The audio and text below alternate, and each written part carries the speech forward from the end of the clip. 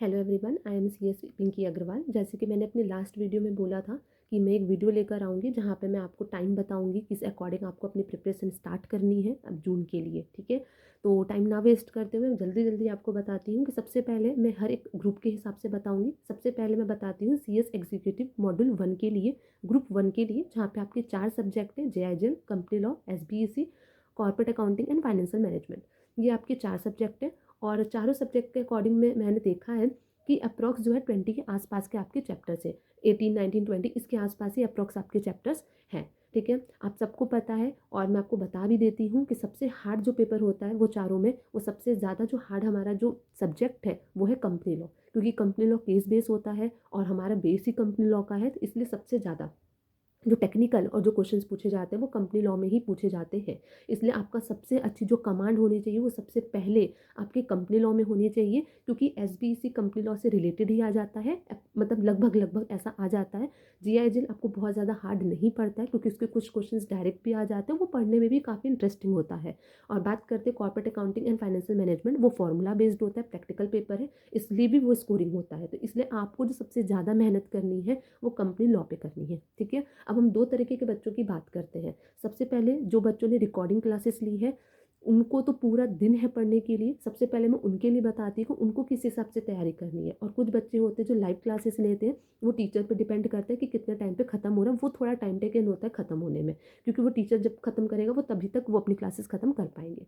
सबसे पहले अगर हम बात करते हैं रिकॉर्डेड वालों बच्चों की, तो उनकी अगर हम बात करें, आपके पास पूरा दिन होता है तो आप जितनी जल्दी हो सके अपने क्लासेस उसको ख़त्म कर लो। ठीक है, आपके पास क्या है, पूरा दिन है। ठीक है, आप मान लो कि आपके पास अगर 14-15 घंटे हैं, तो अगर आपके पास 4 सब्जेक्ट हैं तो आप आराम से मतलब क्लासेस, मुझे लगता है आपके 2 महीने आपके पास बहुत है मैक्सिमम में कि आप अपनी क्लासेस ख़त्म कर सकते हो। अगर आपने जनवरी में भी क्लासेस स्टार्ट की है ना, आप अपना ये टारगेट बना के चलो कि आपको फेब तक वो क्लासेस ख़त्म करनी है।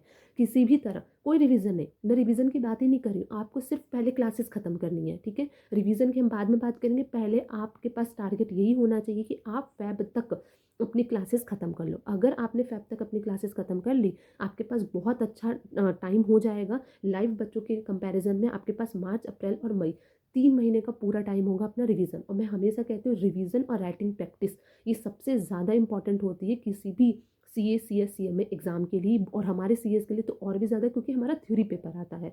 तो राइटिंग प्रैक्टिस नहीं करोगे तो पास होने का कोई चांसेस नहीं है, ये मैं दावा से कह सकती हूँ। इसलिए राइटिंग प्रैक्टिस हमने भी किया था, हम भी करके गए थे, तो इसलिए आपको भी ज़रूर से ज़रूर करना है।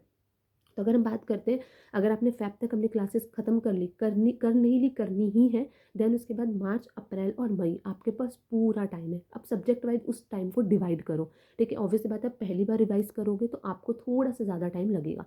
आप आराम से जो है अपना टाइम ले सकते हैं। ठीक है, जैसे मान लो कंपनी लॉ थोड़ा सा ज़्यादा टाइम टेकन होता है और उसमें मेहनत भी ज़्यादा करनी है विथ राइटिंग प्रैक्टिस, तो आप ऐसे बना सकते हो कि आपने 10 दिन कंपनी लॉ का रिविज़न किया और 5 दिन राइटिंग प्रैक्टिस की। 15 डेज का टारगेट लेके चलो कि company law revision with writing practice 15 दिन में होनी चाहिए। जैसे एक चैप्टर खत्म कर रहे हो आपको आराम से, आपके पास सोर्स है, आपके पास सीएस के पुराने पेपर्स हैं, स्कैनर है, आप कहीं से भी क्वेश्चंस लो और उसको सॉल्व करो, देन उसके बाद उसको मैच करो। ठीक है, तो 15 दिन कंपनी लॉ के लिए लेके चलो। फिर जो नेक्स्ट हमारा जो 10 डेज आएगा वो एसबीईसी के लिए लेके चलो, क्योंकि एसबीईसी कहीं ना कहीं हमारे कंपनी लॉ से ही रिलेटेड होता है, इसलिए उसमें 15 दिन देने लिए बेवकूफ़ी वाली बात होती है। आप जो है 10 दिन अपना एस बी ई सी के लिए लेकर चलो। ठीक है, बात करते हैं जे आई एल। हालांकि जे आई एल में काफ़ी चैप्टर्स हैं, लेकिन वो बहुत ज़्यादा हार्ड नहीं पड़ता है और पढ़ने में भी मज़ा आता है।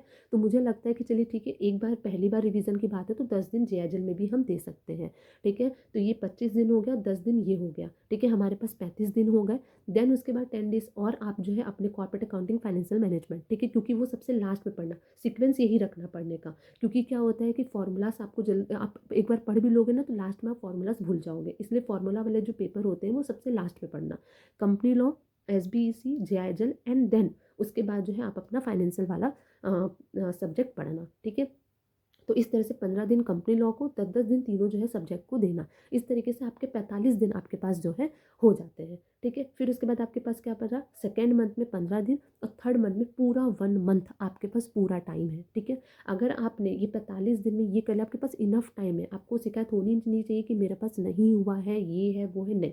ठीक है। फिर आपके पास जो सेकंड मंथ में 15 डेज़ बचा है, फिर दोबारा से चारों सब्जेक्ट को लेकर आओ, ठीक है। और उस 15 दिन में ही करो। अब आप कहोगे कि 15 दिन में कैसे होगा, करो, ठीक है। लगेगा टाइम, थोड़ा सा वो होगा, ज़्यादा मेहनत करनी पड़ेगी, आपके पास ज़्यादा टाइम है, भी पूरे दिन का टाइम है, आप कर सकते हो। तो आप फिर 15 दिन में जो है आप चारों सब्जेक्ट को पढ़ो, ठीक है। आप या तो 5-5 दिन की तरह चलो, ठीक है। अगर आप 15 दिन में नहीं कर पा रहे हो तो 20 दिन लेके चलो, ठीक है। 20 दिन माना। अब 20 दिन में क्या करो, 5-5 दिन का जो है डिवाइड करो। 5 दिन कंपनी लॉ, 5 दिन SBEC, 5 दिन JIJ और 5 दिन फाइनेंशियल मैनेजमेंट, ठीक है। 5-5 दिन करो, ये आपका सेकेंड रिवीजन हो गया। और ये मत कहना कि नहीं होगा, बिल्कुल हो जाएगा, मैंने भी किया है, बिल्कुल हो जाएगा, ठीक है।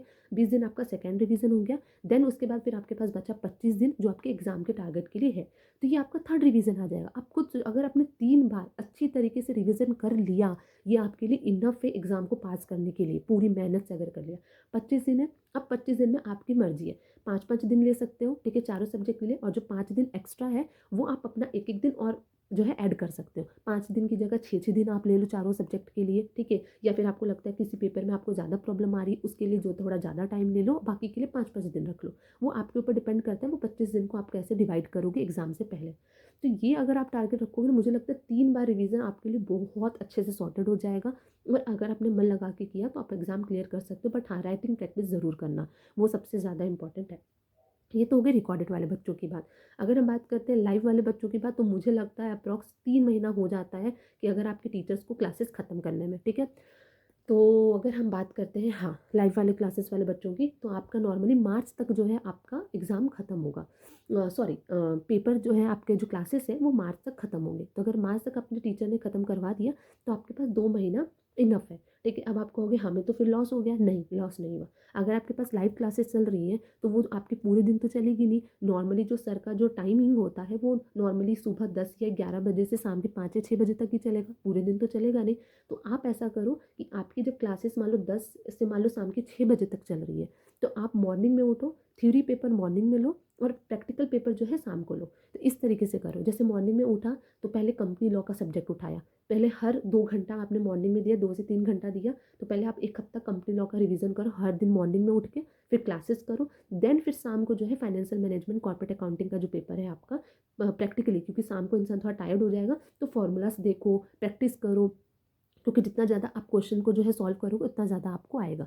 तो ये आप शाम को करो। तो इस तरीके से करो। तो पहले क्या है कि आप मॉर्निंग में जो है कंपनी लॉ रखो, 1 हफ्ते तक वो करो, 1 हफ्ते में ख़त्म करो।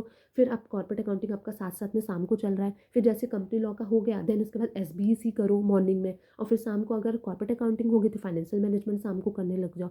इस तरीके से आप करो। तो आप जो आपकी क्लासेस की टाइमिंग है उसको हट एक्सक्लूड करके आपका सिर्फ मॉर्निंग और जो शाम का टाइम है उसमें आप अपना रिवीजन रखो, तो आपको कोई लॉस नहीं होगा। आपका फर्स्ट रिवीजन एक बार में हो जाएगा। देन उसके बाद सेम आपको फिर अप्रैल से सेम आपको स्टार्ट करना है। आप अप्रैल में जो है सेकेंड रिवीजन है, तो आप जो है एक एक वीक देख सकते हैं, 7-7 दिन दे सकते हैं। 7 दिन कंपनी लॉ, 7 दिन SBEC, 7 दिन अपना थर्ड चैप्टर, और ठीक है। तो इस तरीके से आप क्या कर सकते हो कि अप्रैल मंथ में अपना जो है 7-7 डेज़ का जो है आप टारगेट लेके अपना कंप्लीट कर सकते हो, और मई में फिर आप जो है 5-5 डेज़ का ले सकते हो, जो मैंने रिकॉर्डेड वाले बच्चों के लिए बताया है अप्रैल और मई का टारगेट। देन उस हिसाब से आप भी जो है अप्रैल और मई में अपना टारगेट जो है पूरा कर सकते हो। अब आपको ये लगता होगा कि यार टाइम बहुत कम बता रही हूँ मैं, 1 वीक 5 डेज़, तो उतने में ही करते हैं। मैंने भी यही सेम चीज़ किया था, मैं भी 5-5 दिन में एक एक सब्जेक्ट कंप्लीट करती थी। पूरा दिन लेके बैठो, आपके पास कोई टाइम नहीं है आराम करने का, कोई टाइम नहीं है कोई मस्ती करने का, पूरा फोकस आप जो है अपनी पढ़ाई पर दोगे तो ये 5 दिन और 7 दिन में आप आराम से अपनी क्लासेस को ख़त्म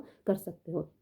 तो इस तरीके से मैंने दोनों बच्चों के लिए बताया, जो रिकॉर्डेड ले रहे हैं वो भी और जो लाइव ले रहे हैं वो भी। अगर आपने ये चीज़ फॉलो किया और अगर ये शेड्यूल अगर आपने फॉलो किया तो आप अपने एग्जाम को आराम से जो है क्रैक कर सकते हो, कोई डिफिकल्टी नहीं है, ठीक है। तो ये थैंक यू सो मच। ये तो मेरी वीडियो होगी ग्रुप 1 के लिए। अब जो मैं नेक्स्ट वीडियो लेकर आऊँगी वो मेरी होगी ग्रुप 2 के लिए। देन उसके बाद मैं CS प्रोफेशनल वाले बच्चों के लिए बताऊँगी, ठीक है। एंड मेरी जो है वीडियो अगर आपको पसंद आई हो, थोड़ा सा भी अगर आपके लिए बेनिफिशियल रहा हो, तो प्लीज़ मेरे चैनल को सब्सक्राइब कर देना, लाइक कर देना। और अगर कोई भी क्वेश्चन है या कुछ भी अगर आपको पूछना है तो कमेंट कर देना, या तो मैं इस कमेंट में ही या तो फिर मैं नेक्स्ट वीडियो में आपको उसका आंसर जरूर दूंगी। Thank you so much.